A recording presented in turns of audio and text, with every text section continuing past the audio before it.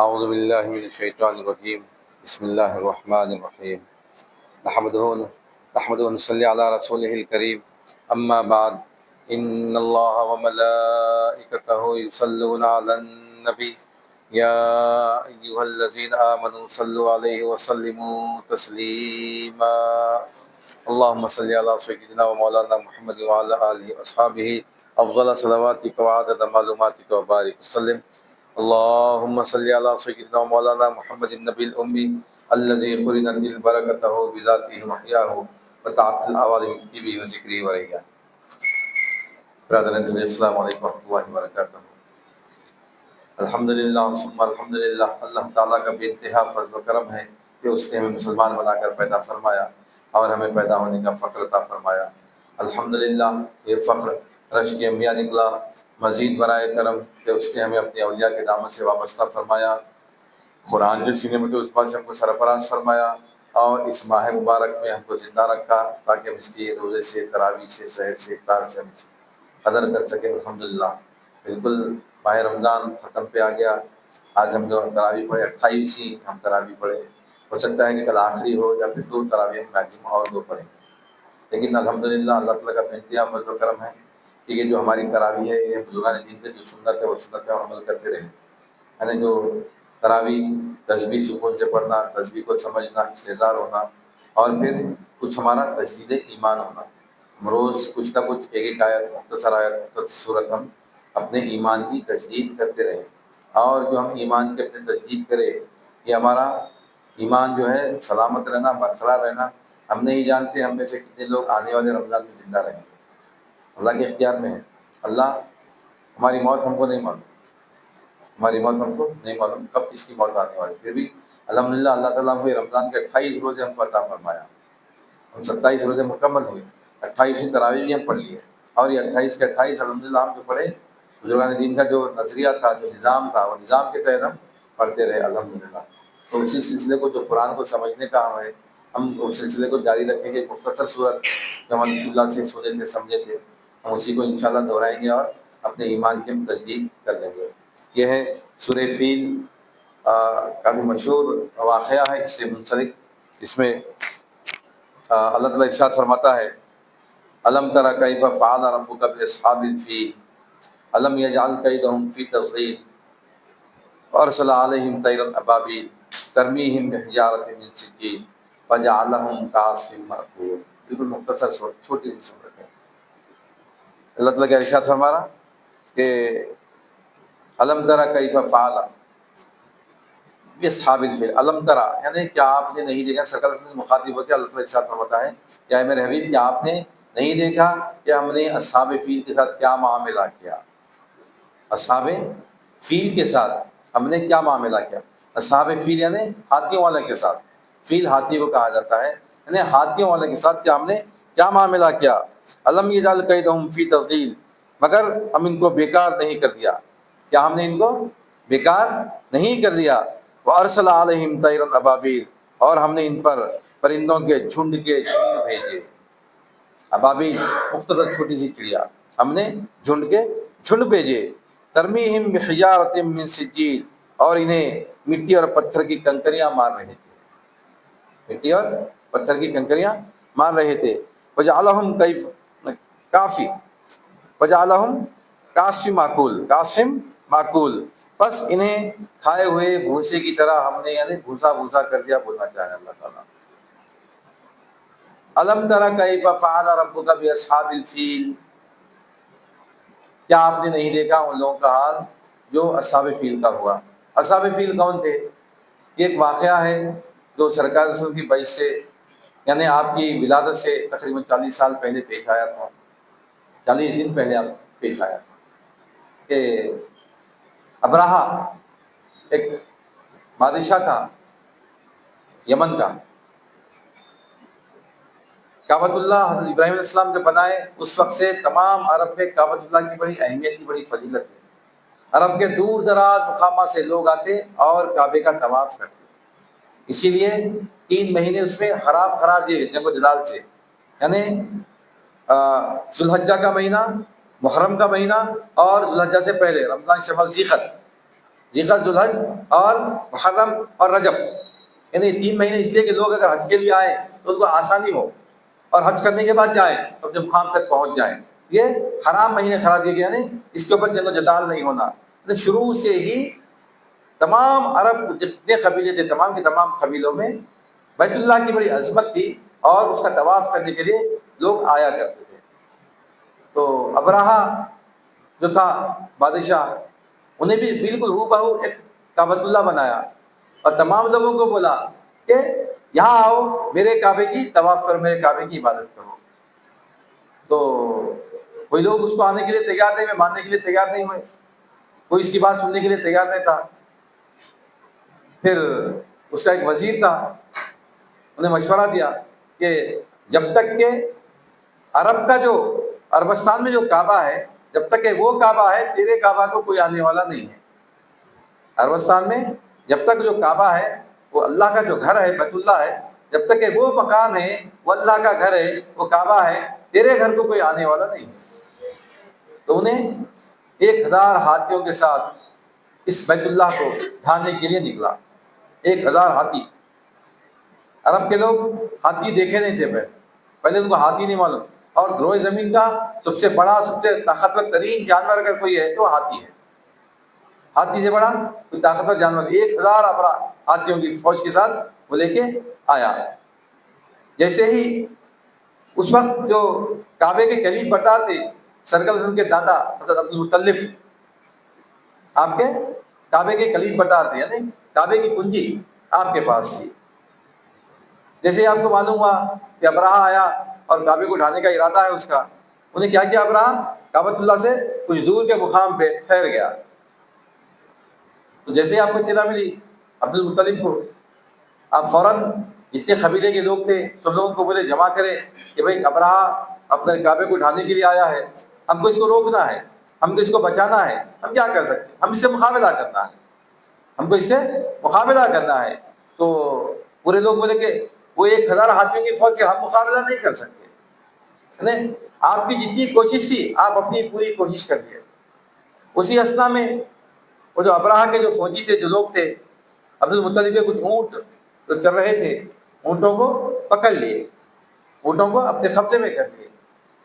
تو عبدالمطلب ابرہہ کے پاس گئے۔ جیسے ابرہہ کو اطلاع ملی، عبدالمطلب جو قریب بردار ہیں، قریش کے سردار ہیں، آ رہے ہیں بات کرنے کے لیے، انہیں سمجھا کہ شاید کعبہ کو مت گراؤ بولنے کے لیے آ رہے ہیں، یا کچھ گزارش کرنے گڑ گڑانے کے لیے آ رہے ہیں، سمجھا انہیں۔ آگے عبدالمطلب بولے کہ میرے کچھ اونٹ ہیں جو تمہارے فوجیوں نے لے لیے ہیں، میرے اونٹ مجھ کو واپس کر دو۔ ابرہہ ہنسنے لگا۔ ابرہہ بولا میں تمہارے گھر کو گرانے کے واسطے آیا، جس کی تم عبادت کرتے ہو، جس کا تم طواف کرتے ہو سارے لوگ، میں اتنے بڑا کام کرنے کے لیے آیا ہوں، تم بالکل مختصر تمہارے اونٹوں کی کیا بات کر رہے، تو تم اپنی اونٹوں کی فکر کر رہے ہیں۔ تو عبدالمطلب کا جو جملہ تھا یہ ایمان افروز جملہ ہے، یہ جو جملہ ہے یہ ایمان والا جملہ ہے۔ آپ کیا فرماتے ہیں، یہ اونٹوں کا مالک میں ہوں، یہ اونٹوں کا مالک میں ہوں، میں اس کی فکر کروں گا۔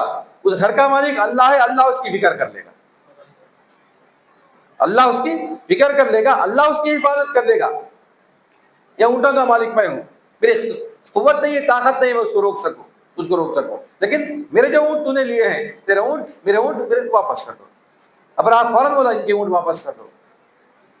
اور آپ کیا کیے، اس کے بعد کعبۃ اللہ کو لاک کرے، دروازے کو کنجی لگا دیے، پہاڑ کے اوپر چلے گئے۔ کعبۃ اللہ کیسا ہے، ایسی کشتی میں ہے، تشتری میں ایسا دکھتا نا، اور ساری دنیا کا مرکز ہے۔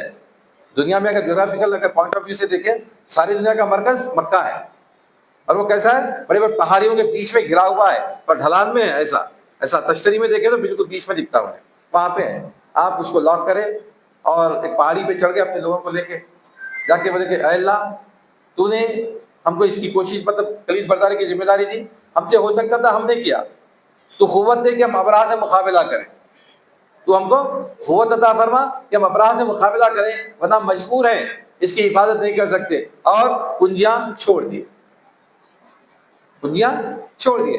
جیسے ہی وہ کنجیاں نیچے گرے، کنجیاں نیچے سے گرنے سے پہلے اللہ تعالیٰ ابابیل کو بھیجا، 1000 ابابیل، ہر ہاتھی کے لیے 1 ابابیل، اور اس کے 2 پنجوں میں 2 کنکریاں، اور 1 چونچ میں کنکری۔ ایک چونچ میں کنکری، دو پنجوں میں دو کنکریاں، وہ لے کے ہاتھی کے اوپر، ہر ہاتھی کے اوپر ایک ایک ابابیل آ گئے۔ سب سے پہلے کیا کری، وہ اپنی چونچ کی جو کنکری تھی وہ کنکری چھوڑی، جیسے ہی وہ کنکری چھوڑی، ہاتھی کے اوپر جو فیلبان تھا، جو ہاتھی چلانے والا بیٹھا ہوا تھا، اس کے سر پہ گری، اور وہ ہاتھی دو حصوں میں تقسیم ہو گیا، آدھا ادھر آدھا ادھر۔ جیسے ہی گرا، اس کے پنجوں میں جو دو کنکریاں تھے وہ دو کنکریاں چھوڑی، یہ جو کنکریاں ہاتھی کے اوپر گرے وہ بھوسا بھوسا ہو گئے۔ جو منظر دیکھا ابراہا، اپنے ہاتھی کو پلٹایا اور بھاگنے لگا، منظر دیکھا تو بھاگنے لگا۔ اس کی جو ابابیل تھی، اس کے ہاتھی، اس کے جو قسمت کی جو تھی، انہیں بھی اس کے ساتھ ساتھ چلنے لگی۔ یمن میں اسی مقام پہ آئے پہ جہاں پہ کعبہ بنایا تھا انہوں نے۔ وہاں آنے کے بعد وہ ابابیل اپنی جو کنکری تھی، چونچ کی کنکری چھوڑی، وہ ابراہا تھا، ابراہا آدھا آدھا ہو گیا۔ پھر دو ٹکڑے، دو کنکریاں تو دو پنجوں میں جو چھوڑے، ابراہا جو تھا ہاتھی کے ساتھ بھوسا بھوسا ہو گیا۔ اللہ تعالیٰ یہ اپنے گھر کی حفاظت فرما رہا۔ عبد المطلب جو ارشاد فرمائے کہ میرے اونٹوں کا مالک میں ہوں، اس گھر کا مالک اللہ ہے، اس گھر کا مالک اللہ ہے، اللہ اپنے گھر کی حفاظت فرمائے گا۔ اللہ تعالیٰ کو کسی چیز کی ضرورت نہیں ہے۔ چھوٹے چھوٹے ابابیل سے اللہ چاہے تو اگر کام لے سکتے۔ ہاتھی وہ زمین کا سب سے طاقتور ترین جانور، وہ جانور کو اللہ تعالیٰ بھوسا بھوسا کر کے اس کے ذریعے کرے، ابابیل چھوٹی سی چڑیا کے ذریعے کرے۔ اب لوگ سوال کرتے ہیں، کعبہ جو ہے مٹی پتھر کا ہے، کعبہ جو ہے مٹی کا، پتھر کا، کنکر کا بنا ہوا ہے۔ اللہ تعالیٰ وہ گھر کو اللہ سے نسبت ہوئی، اللہ تعالیٰ اس کی حفاظت فرمایا۔ لیکن آج ہم عبداللہ ہیں، عبداللہ ہیں، اللہ کے بندے ہیں، لیکن اللہ تعالیٰ ہماری حفاظت نہیں فرما رہا۔ آج ساری دنیا میں کیا ہے، ہم سمندر کے جھاگ کے مانند ہو گئے، دکھنے میں تو بہت زیادہ، تقریباً 2 ارب لوگ ہم جمع ہیں، مسلمانوں کی تعداد، لیکن کوئی قوت نہیں۔ سمندر کے جھاگ کی مانند ہماری حیثیت ہو گئی، کوئی وزن نہیں ہے ہمارا۔ کیوں نہیں ہے؟ کیوں اللہ تعالیٰ ہماری حفاظت نہیں فرما رہا؟ کیوں اللہ تعالیٰ ہم کو نہیں بچا رہا؟ کیوں اللہ تعالیٰ ہم کو کٹنے کے لیے، مرنے کے لیے چھوڑ دیا؟ ہم غور و فکر نہیں کر رہے۔ مٹی کنکر کے گھر کو اللہ تعالیٰ ابابیل بھیج کے بچا رہا، ہم کو نہیں بچا رہا۔ کیوں؟ کیونکہ ہم عبداللہ نہیں رہے، ہم عبداللہ نہیں رہے، اللہ کے بندے نہیں رہے۔ بندے عبداللہ، عبد کے معنی آتے بندہ، یعنی غلام۔ عبد کے معنی بندے کے ہیں، غلام کے ہیں، یعنی ہم اللہ کے غلام نہیں رہے، اللہ کے بندے نہیں رہے، اللہ کی فرما برداری چھوڑ دیے، اللہ کے نافرمان بندے ہو گئے، اللہ تعالیٰ ہم کو چھوڑ دیا دنیا کے رحم و کرم پہ۔ آج بھی اگر ہم عبداللہ بن جائیں، اللہ تعالیٰ ہماری حفاظت کے لیے آج بھی فرشتوں کو نازل کر سکتا ہے۔ فرشتوں کا نزول آج بھی ہو سکتا ہے، ایسے نہیں کہ اللہ تعالیٰ صرف ان کے لیے فرشتوں کا نازل کرنے کے لیے رکھا، ہمارے لیے نہیں، برابر ہمارے لیے بھی فرشتے نازل ہو گئے۔ ان الذین قالوا ربنا اللہ ثم استقاموا تتنزل علیہم الملائکہ، اللہ بولیے یہ قیامت تک کے واسطے ہے۔ یہ جو بندہ اپنے آپ کو اللہ کا بندہ بنا لیا، اللہ تعالیٰ اس کی حفاظت کے لیے فرشتوں کو نازل فرماتے ہیں۔ ہم بندے نہیں بنے، ہم بندے نہیں بنے، ہم عبداللہ بن جانا، ہم اللہ کے بندے بن جانا، یعنی اللہ کے غلام بن جانا۔ غلام کا کیا رہتا ہے بھائی؟ حاکم کی مرضی کے تحت غلام کی زندگی رہے گی۔ حاکم جیسے رکھا، غلام ایسا رہنا، جو کھلایا وہ کھانا، جو پہنایا وہ پہننا، جہاں سلایا وہاں سو جانا، جو کام دیا وہ کام کر دینا۔ غلام اپنا مطالبہ نہیں رکھ سکتا، حاکم کے تابع رہنا۔ ہم حاکم کے تابع نہیں، ہم خود حاکم بنے ہوئے ہیں، ہم خود حاکم بنے ہوئے ہیں، اپنی مرضی کے، اپنے نفسوں کے، اپنی مرضی چلا رہے ہیں۔ تو پھر اللہ تعالیٰ ہم کو دنیا کے رحمت کر کے چھوڑ دیا۔ یہ سورہ جو ہے ہم کو تشبیہ دلا رہا، کنیکشنز بتا رہا، کیسا اللہ تعالیٰ حفاظت فرماتا ہے اپنے گھر کی۔ جو جس کو اللہ سے نسبت ہو گئی، اللہ اس کی حفاظت فرماتا ہے۔ اب ہم اللہ سے نسبت جوڑ لینا، اللہ سے ہم نسبت جوڑ لیے، اللہ ہماری حفاظت کے لیے بھی فرشتوں کو نازل فرمائے گا انشاءاللہ ثم انشاءاللہ۔ تو یہ جو صورت ہے بالکل مختصر، یہ اللہ تعالیٰ بتایا کہ ہاتھی نے دنیا کی اتنی بڑی فوج لے کے ابھی تو کچھ نہیں ہوتا اللہ کے سامنے۔ ایمان مقدم رہنا، اللہ کے حوالے ہو جانا، اللہ حفاظت فرمانا انشاءاللہ ثم انشاءاللہ۔ اللہ زندہ رکھ کے توفیق حیات دے، میں اپنی بات کو جاری رکھیں گے، میں اپنی بات کو ختم کرتا ہوں۔ اللہ تعالیٰ سے دعا کرتا ہوں یا الہ العالمین، جو کچھ بھی کہا گیا ہے، جو کچھ بھی سنا گیا ہے، کہنے والے کو سننے والے کو دونوں کو سمجھ عطا فرما، ہر دو کے عمل میں اخلاص عطا فرما، تیرے محبوب کا صدقہ عنایت فرما۔ پاس کے کریم صلی کا ان اللہ و ملائکتہ یصلون علی النبی یا ایھا الذین آمنوا صلوا علیہ وسلموا تسلیما اللهم صل علی سیدنا مولانا محمد وعلی آلہ وصحبہ افضل صلواتک و معلوماتک و بارک وسلم۔ سبحان ربک رب العزۃ عما یصفون وسلام علی المرسلین والحمد للہ۔